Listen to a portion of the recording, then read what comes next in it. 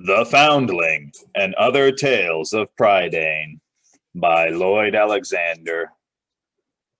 Story number 3. The True Enchanter.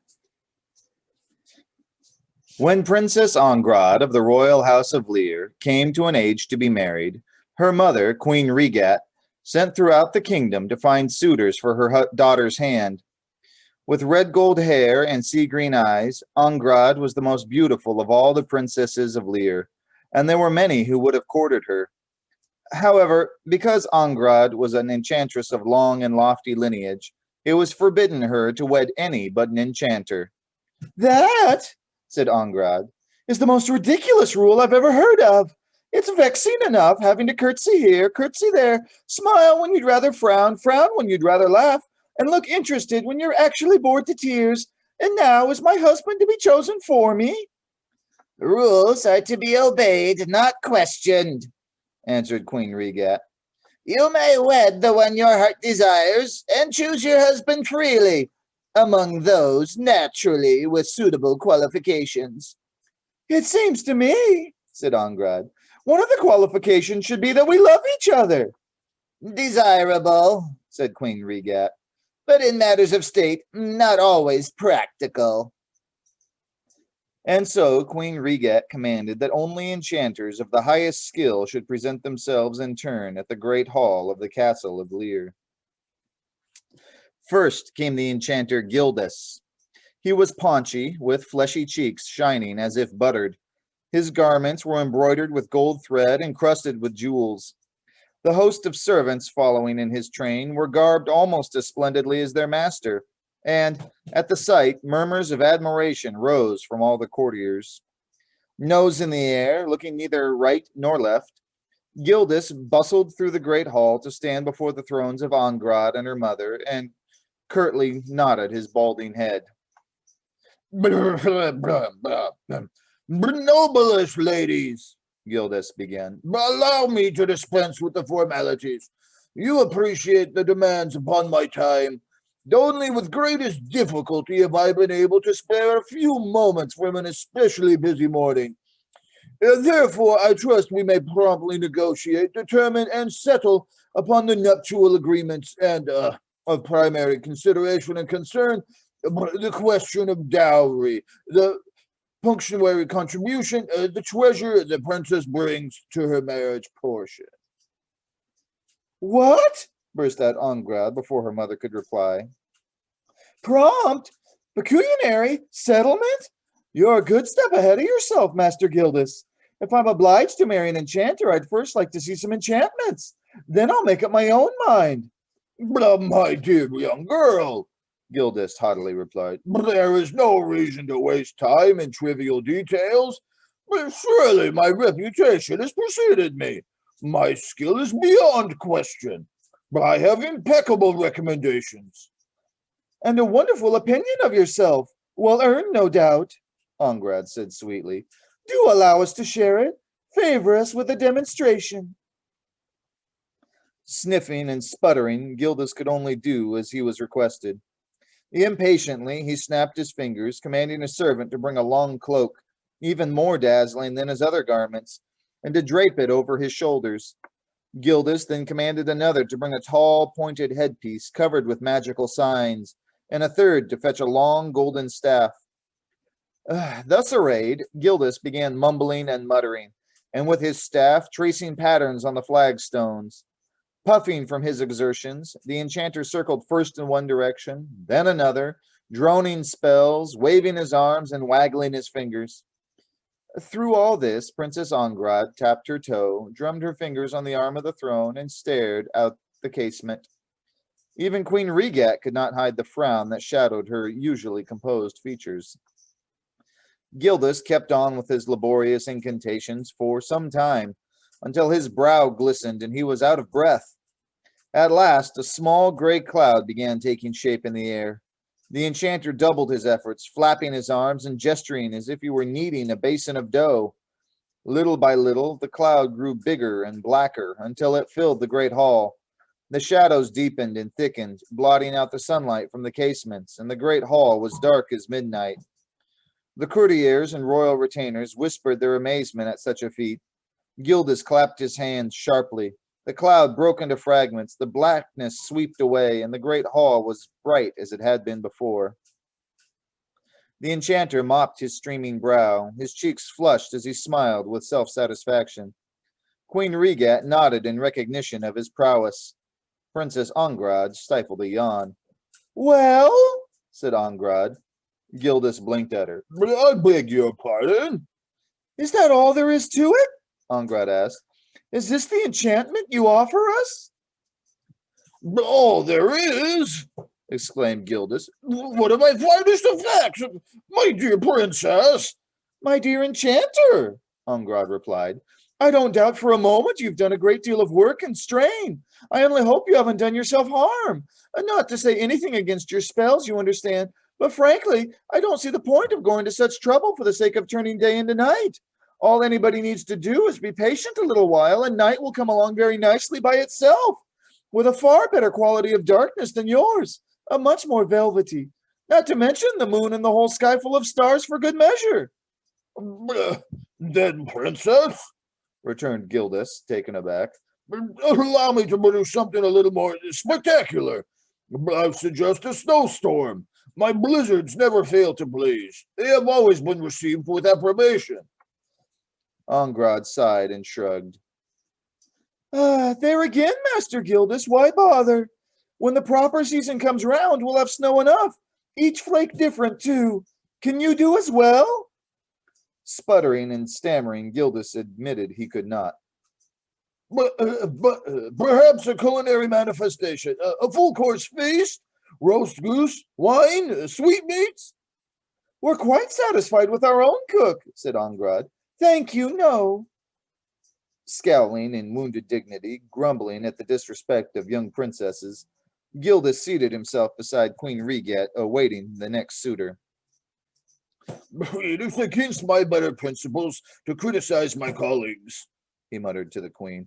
But I can assure your majesty in advance, no enchantments can rival mine. Queen Regat, nevertheless, beckoned for the second suitor to enter the great hall. This was the enchanter Grimgrower, lean, gaunt-faced, with knitted brows and a square black beard twining around his thin lips. His iron-shod boots rang as he strode toward the thrones, and his black cloak streamed behind him. In his train marched dark-robed, hooded servants, and the courtiers drew back uneasily as they passed. Grimgrower halted before Angrad, folded his arms, and threw back his head. Princess, he said, I come to claim your hand and declare myself willing to accept you as my wife. At least, replied Angrad, that settles half the question. Let us understand each other, said Grimgrower. The house of Lear is known for the powers of enchantresses and the willfulness of its daughters. You shall have all you wish and more. No luxury will be denied you. But in my household, I am the only master. You make it sound delightful, said Angrad. Think more of your duty and less of your pleasure, Grimgrower answered. The sons born to our marriage will have powers beyond all others and will rule supreme throughout the land. The joining of our two houses... It's not houses getting married, it's me, said Angrad. And if you can tell ahead of time that you'll have sons instead of daughters, you're a prophet indeed. Meanwhile, I suggest that you demonstrate your skill in some other way. Grimgrower stepped back a pace and raised his arms. In a harsh voice, he called out the words of a mighty enchantment. The courtiers gasped in terror, for now, out of thin air, suddenly sprang monstrous creatures that snarled, bared sharp fangs, and snapped their jaws. Some, covered with scales, breathed fire through their nostrils. Others lashed whips as sharp as swords. The beasts crouched beside the enchanter and glared with blazing eyes at Angrad. Queen Regat paled, though she sat stiff and straight and tried to conceal her alarm. Angrad, however, glanced unperturbed at the monsters. Poor things, they look half-starved for their dinner, she said to Grimgrower. You should really take better care of them. They need a good brushing and combing, too. I dare say they're all flea-ridden. These are no common enchantments, cried Grimgrower, his face twisting angrily, but creatures shaped of my own dreams. I alone can summon them. You shall not see their like in all the realm. Happily, said Ongrad. Yes, I suppose they would be the sort of things you, Master Grimgrower, would dream of, and no doubt you're proud of them. I hope you won't be offended if I tell you honestly I prefer the animals we have in our forests. The deer are much handsomer than that dismal-looking whatever it is next to you. So are the rabbits, the badgers, and all the others. And I'm sure they have better tempers. Frowning darkly, Grimgrower spread his cloak, spat an incantation through his clenched teeth, and the monstrous beings disappeared as quickly as they had come. At a sign from Queen Regat, the Enchanter took his place beside Gildas, and the two rivals looked daggers at each other. So far, Ongrad whispered to her mother, the choice is easy. Neither! Are there no other suitors? It's not that I expect a crowd, all jostling and clamoring to marry me, but I'd really hate to think only two are interested, especially those two. Alas, daughter, there are none, Queen Regat began, but stopped as the chief steward came to murmur a few words in her ear. Queen Regat turned to Ongrad and said, One more awaits. Gariant is his name. He is unknown to me, but he asks admittance to seek your hand.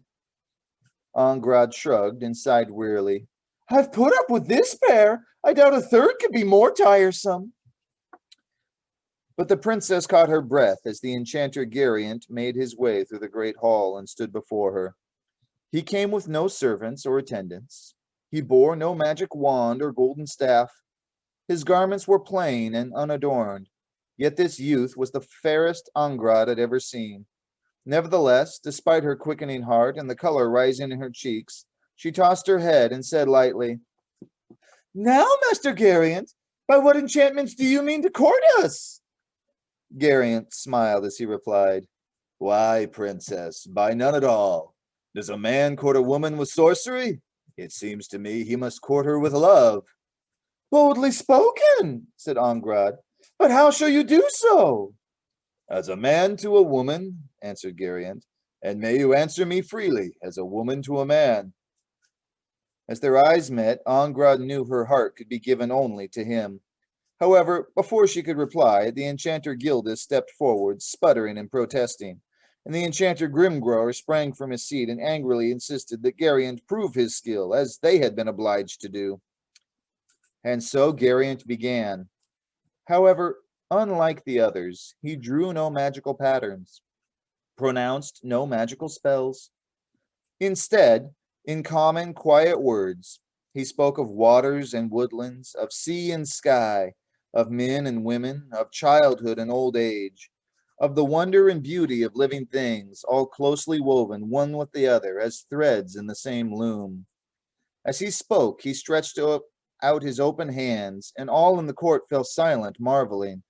For now, born of his simple gesture, appeared flights of doves fluttering and circling around him. Flowers blossomed at each motion of his fingers.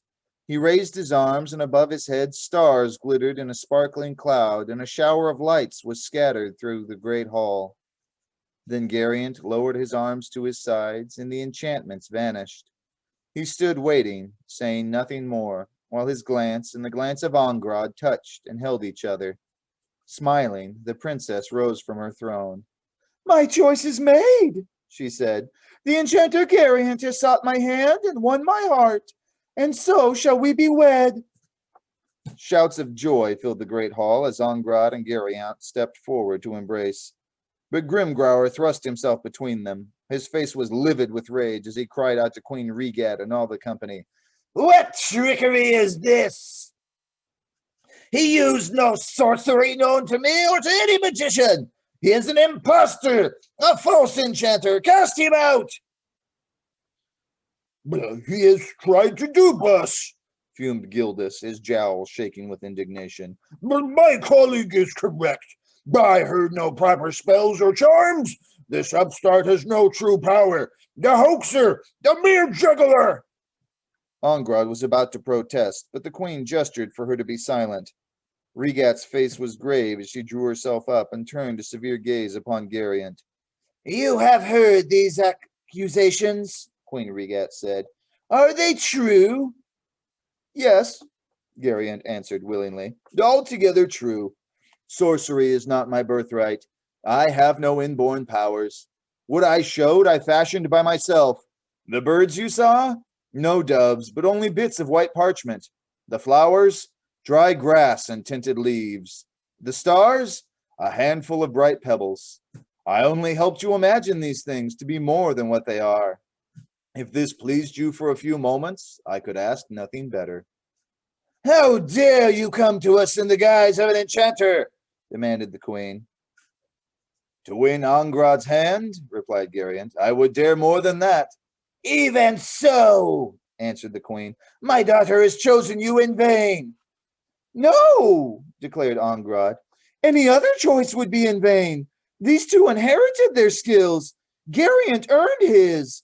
False? He's the only true enchanter. Perhaps you're right, Queen Regat answered. She sighed and shook her head. Daughter, though I wish your happiness, by rule and custom your marriage to him is forbidden. Since Angrad would consent to none but Gariant, the queen regretfully commanded the princess to withdraw and remain in her chambers, and Gariant was sent from the castle of Lear. But Angrad defied the ancient rule and followed Gariant, and found him waiting for her as if each had known the other's mind. As the two made their way through the forest beyond the castle, suddenly the sky grew dark as midnight, though the day was barely past high noon. But from her cloak, Angrad drew a golden sphere which glowed at her touch, and whose light overcame the vengeful sorcery of Gildas. Then, in front of Angrad and Gariant, sprang monstrous creatures summoned by Grimgrower. But the two clasped hands and kept on their way, and the creatures drew back and bowed their heads while the lovers passed unharmed. At the edge of the forest, a thick curtain of snow began to fall, and icy gales lashed Angrad and Gariant. But they held each other closer, and so passed through it too in warmth and safety. And where they left footprints in the snow, flowers bloomed.